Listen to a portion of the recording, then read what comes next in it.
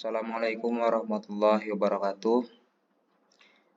Di sini saya akan membahas contoh alur tujuan pembelajaran mata pelajaran matematika fase F untuk kelas 11 dan 12 SMA. Sebelumnya yang terhormat Dr. Resi Nirawati SPD MPD selaku dosen pengampu mata kuliah perencanaan. Ini disusun oleh kelompok Garin Wirayuda dan Patricia Jenny. Pertama yaitu fase F. Pada akhir fase F, peserta didik dapat memodelkan pinjaman dan investasi dengan bunga majemuk dan anuitas. Mereka dapat menyatakan data dalam bentuk matriks dan menentukan fungsi inverse, komposisi fungsi, dan transformasi fungsi untuk memodelkan situasi dunia nyata. Mereka dapat menerapkan teorema tentang lingkaran dan menentukan panjang busur dan luas juring untuk menyelesaikan masalah. Nah, dari sini kita masuk ke pembagian elemen dan deskripsi capaian pembelajaran. Misalnya kita ambil elemennya aljabar dan fungsi. Nah, capaian pembelajarannya yaitu peserta didik menyatakan data dalam bentuk matriks. Peserta didik menentukan fungsi inverse, komposisi fungsi, dan transformasi fungsi untuk memodelkan situasi dunia nyata menggunakan fungsi yang sesuai, yaitu linear, kuadrat, dan eksponensial. Kemudian dari capaian pembelajaran, kita kaitkan dengan fase F, peserta didik dapat memodelkan pinjaman dan investasi dengan bunga majemuk dan anuitas. Mereka menyatakan bentuk matriks dan menentukan fungsi inverse, komposisi fungsi, dan transformasi fungsi untuk memodelkan situasi dunia nyata. Lalu, kita menggunakan kata kunci, yaitu ada kompetensi dan konten atau lingkup materi yang dibahas.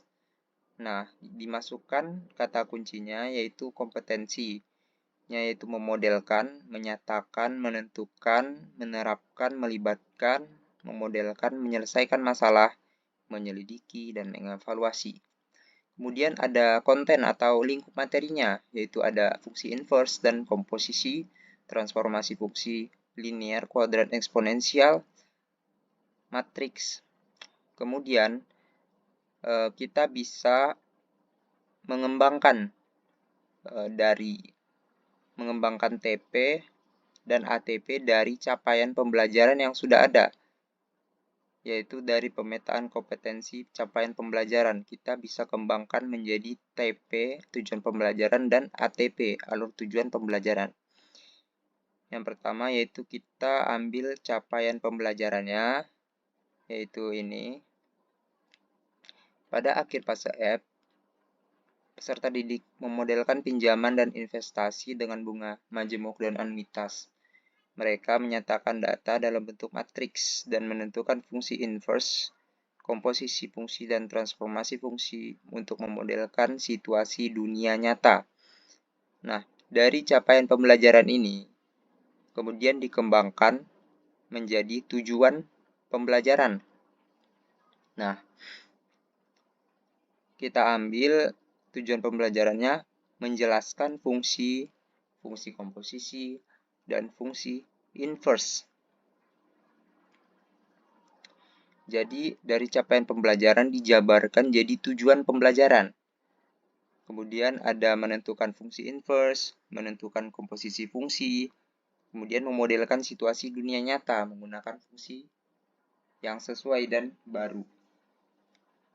Kemudian dari tujuan pembelajaran ini dijabarkan lagi akhirnya menjadi alur tujuan pembelajaran atau ATP.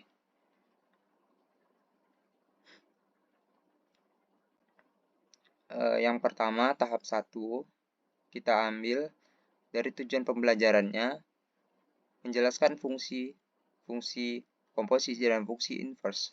Kemudian tahapannya, menjelaskan pengertian fungsi, menentukan kodomain, domain, dan rank dari fungsi.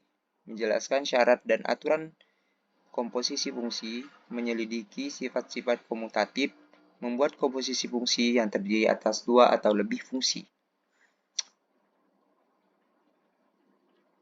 Kemudian ada tahap 2, yaitu dari tujuan pembelajaran menyatakan data dalam bentuk matriks, memahami operasi aljabar pada matriks, menyelesaikan masalah yang berkaitan dengan matriks, dijabarkan jadi alur tujuan pembelajaran, yaitu menjelaskan konsep, notasi, dan elemen matriks, menentukan operasi penjumlahan dan pengurangan matriks, menyatakan data dalam bentuk matriks, dan menentukan operasi perkalian matriks. Kemudian ada tahap ketiga, tujuan pembelajarannya menjelaskan transformasi fungsi, menentukan transformasi fungsi, memodelkan situasi di dunia nyata. Alur tujuan pembelajarannya menjelaskan pengaruh perubahan variabel A dan B pada grafik fungsi linear Y sama dengan AX plus B. 2. Menjelaskan pengaruh perubahan variabel A, B, dan C pada grafik fungsi, kemudian menjelaskan pengaruh variabel A, B, C, D pada grafik fungsi eksponen. Jadi, TP ini adalah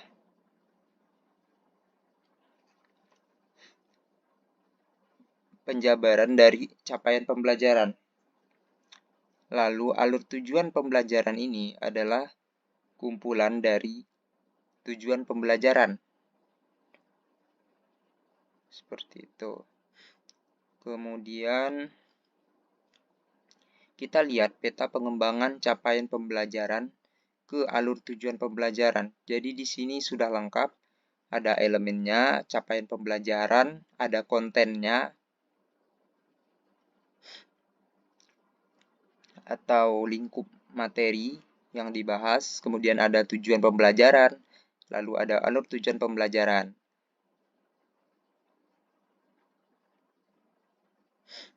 Oke. Dari yang tadi kita ambil elemennya aljabar dan fungsi. Nah, kita dapatkan capaian pembelajarannya, yaitu di akhir fase F, peserta didik dapat menyatakan data dalam bentuk matriks. Mereka menentukan fungsi inverse, komposisi fungsi, dan transformasi fungsi untuk memodelkan situasi dunia nyata menggunakan fungsi yang linear, kuadrat. Kemudian, kontennya yaitu komposisi fungsi dan fungsi inverse. Kemudian dari capaian pembelajaran, kita jabarkan jadi tujuan pembelajaran. Jadi, dari capaian pembelajaran bisa kita jelaskan tujuan pembelajarannya, yaitu 1. Menjelaskan fungsi komposisi, dan fungsi inverse. 2. Menentukan fungsi inverse, kemudian menentukan komposisi fungsi, kemudian memodelkan situasi dunia nyata. Lalu dari tujuan pembelajaran, kita jabarkan jadi alur tujuan pembelajaran, yaitu menjelaskan pengertian fungsi, menentukan domain ke domain, rank, menjelaskan syarat aturan, komposisi fungsi, menyelidiki sifat komutatif dan sifat asosiatif pada komposisi fungsi, membuat komposisi fungsi yang terdiri dari dua atau lebih fungsi.